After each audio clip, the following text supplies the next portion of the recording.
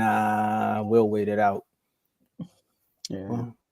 From one team and one quarterback that had to prove it to us, and right now we're kind of in the middle, to another team that has a lot of questions to answer versus another team who's been answering questions and people still saying who that? Oh, Not that, but who that? come on, dog. Don't do that. I just had to get one shot, man. I had to.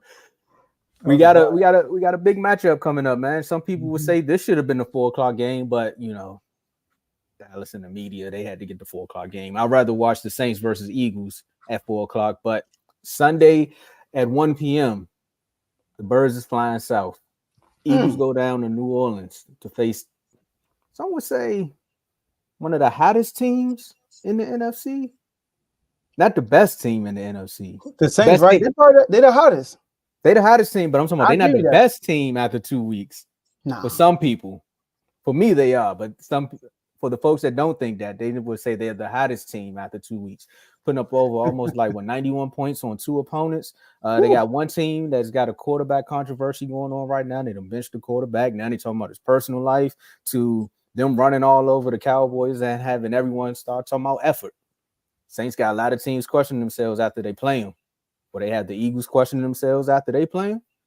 What lessons can we learn from this Eagles and Saints game? That's it right there, Joe. That's it. That's what I'm feeling. Is the play caller going to drop the pen?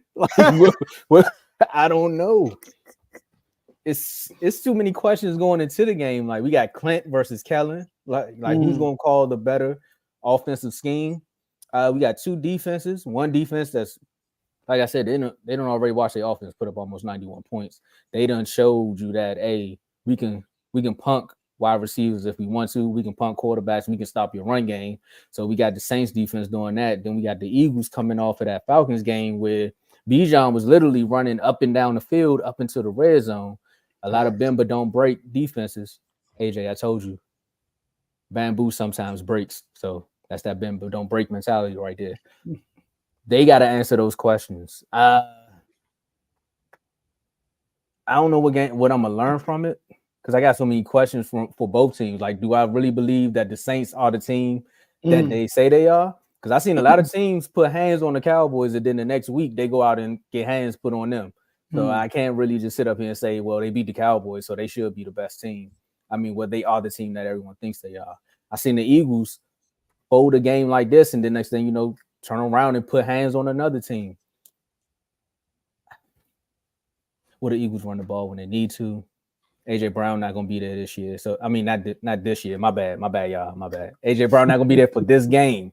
And you got an Eagles run defense who's giving up like 42.8. Yeah, I think they rank about 42.8.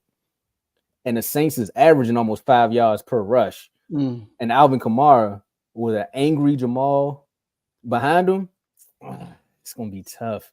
I just want to see what the secondary from the Eagles is gonna do. They can show me something there. I want to see if that defensive line is actually gonna step up. And I want to see how the Saints deal with not having a lead. Because if the Eagles can get a 14-0 lead and run the ball, I want to see how the Saints can handle that. So that's what I want. Those are my questions and what I can learn. Joe, what you got? Tom, you kind of said, like, you kind of hit all of my points, but you hit more. But the first thing I wrote down was the first thing I wrote down.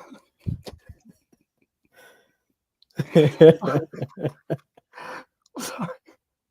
All right, I'm gonna look like he about to. He got my got my security camera at the door. All right. Anyways, the first thing I wrote down was Philly defense. All right. When I say Philly defense, I'm talking about the run defense, first of all. You know, because they run defense is horrific right now. They getting gashed up. They got gassed up by Josh Jacobs, like Bijan Robinson, and now you got Alvin Kamara. And the Saints run off. The Saints play off the run, both games, all that play action. All right. Shout out to Clint Kubiak. They secondary too, not just the run secondary. They're gonna be challenged. They're gonna be challenged by Shaheed. They'll be challenged by Chris Olave. Right? They're going to get challenged. The Saints are going to take their deep shots. Right? They're going to take their chances. So I'm going to be watching that defense and see how they react to the Saints. Secondly, is the Saints. I want to know, are they the real deal? You know, they are playing a good team in Philly. Philly showing that they can score also. I want to know how the Saints will react. Number one, if they get off to a slow start. Both games they had, they got out to a fast start. Both games. Exactly. If they get off to a slow start, I want to see how they react to that.